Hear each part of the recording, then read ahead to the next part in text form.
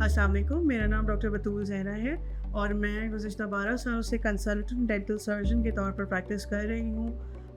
अमराज़ दहन व दंदा में मुझे महारत हासिल है और डेंटिस्ट्री से रिलेटेड यानी कि दांतों और मसूड़ों के से रिलेटेड जितने भी प्रोसीजर्स हैं उन सब में मैं अल्हम्दुलिल्लाह एक्सपर्टीज़ रखती हूँ। कराची बेस्ड प्रैक्टिस है।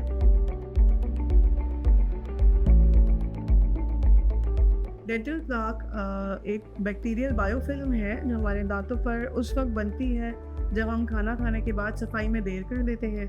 ये नरम किस्म है डेंटल प्लाक जिसके अंदर खाने की जब सफाई में देर हो जाती है तो दांतों के ऊपर ये सॉफ्ट लेयर डिपॉजिट होती है।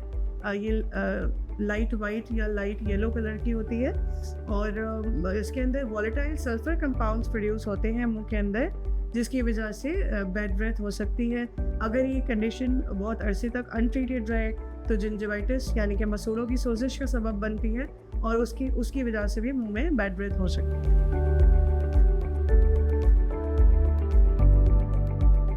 डेंटल प्लाक फॉर्मेशन यानी कि प्लाक बनने का जो अमल है वो इन आदतों की वजह से तेज़ हो जाता है, जिनमें सबसे पहले कि आप अगर खाना खाने के बाद दांतों की सफाई, ब्रशिंग और फ्लॉसिंग यानी कि जो डेंटल फ्लॉस एक स्पेशल थ्रेड होती है जिससे हम इंटरडेंटल स्पेसेस को क्लीन करते हैं खाने के बाद, अगर हम उसकी इरेगुलरिटी रखेंगे, अगर टाइमली उसको सफाई नहीं करेंगे, ब्रशिंग की जो टाइमिंग्स हैं वो दिन में 2 मरतबा है, रात सोने से पहले और सुबह नाश्ते के बाद। अगर हम प्रॉपर ब्रशिंग नहीं करते, सफाई नहीं रखते तो प्लाक फॉर्मेशन तेज़ हो जाती है।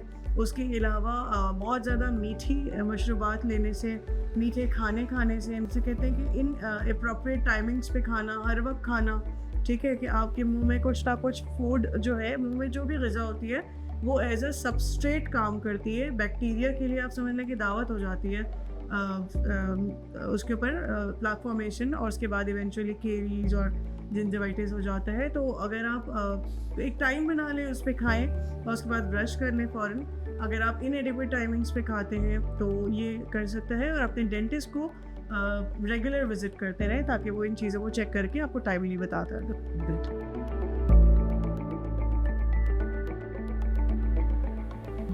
रेगुलर ब्रशिंग और क्लीनिंग ऑफ द टीथ जो है वो बैड ब्रेथ और हेलिटोसिस को कदरे कम कर देती है। अगर फिर भी आपके मुंह से बैड ब्रेथ का प्रॉब्लम है तो it could be due to some reasons, ठीक है। कुछ आपके जेनेटिक्स होते हैं कि आपके फैमिली में ये रन कर रहा है बैड ब्रेथ, या कुछ ओडर कॉजिंग जो वेजिटेबल्स हैं जैसे गार्लिक है, अनियंस हैं, तो उसके खाने से भी ये बैड ब्रेथ हो सकती है।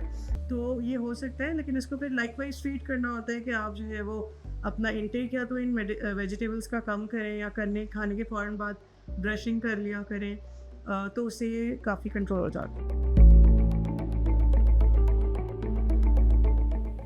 आपको अपने डेंटिस्ट को रेगुलरली 6 महीने के वक्फे से चेकअप ज़रूर करवाना चाहिए, क्योंकि बाज़ औक़ात dentist is the first one to diagnose a serious condition as well. और बहुत सारे केसेस में देखा गया है कि कोई डिजीज़ डेवलप होना स्टार्ट हुई है, उसके सिम्टम्स मुंह में आना स्टार्ट हुए और डेंटिस्ट डायग्नोज कर रहा होता है। अब every 6 months it is recommended that you should go to your dentist. आपने डेंटिस्ट को हर 6 महीने पे विजिट करें, चेकअप करवाएं। और उसके अलावा अगर आपके दांत में कोई डेंटल डिजीज़ चल रही है, कोई प्रॉब्लम है, तो उसकी ट्रीटमेंट के लिए आपको ट्रीटमेंट के लिए भी जाएँ। और अगर आप डेंटल डिजीज़ के पेशेंट हैं, आपको कोई ना कोई प्रॉब्लम रहती है डेंटल के हाइजीन के हवाले से या कोई ट्रीटमेंट के हवाले से, तो फिर आपको उसको एवरी 3 मंथ्स पे रेगुलर विजिट रखना चाहिए।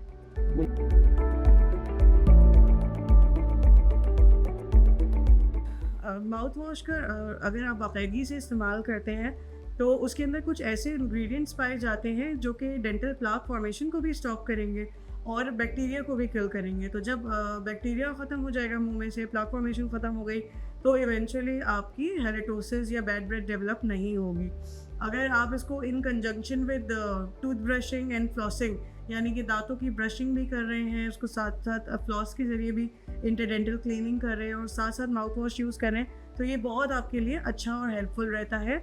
और अगर आप इसको रेगुलर बेसिस पे, कोई रेगुलर माउथ वॉशेस भी आते हैं जिनको आप डेली यूज़ कर सकते हैं, तो जो डेली यूज़ के माउथ वॉशेस है उसको आप यूज़ करेंगे तो ये परमानेंटली भी आपके इस प्रॉब्लम को हल कर सकते हैं।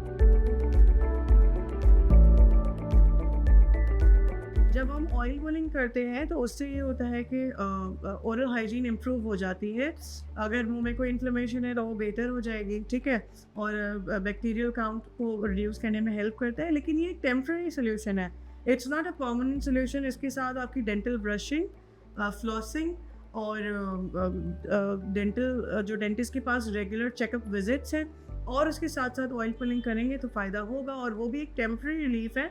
परमानेंट रिलीफ के लिए आपको अपनी ब्रशिंग और हाइजीन मेंटेन करना बहुत ज़रूरी है।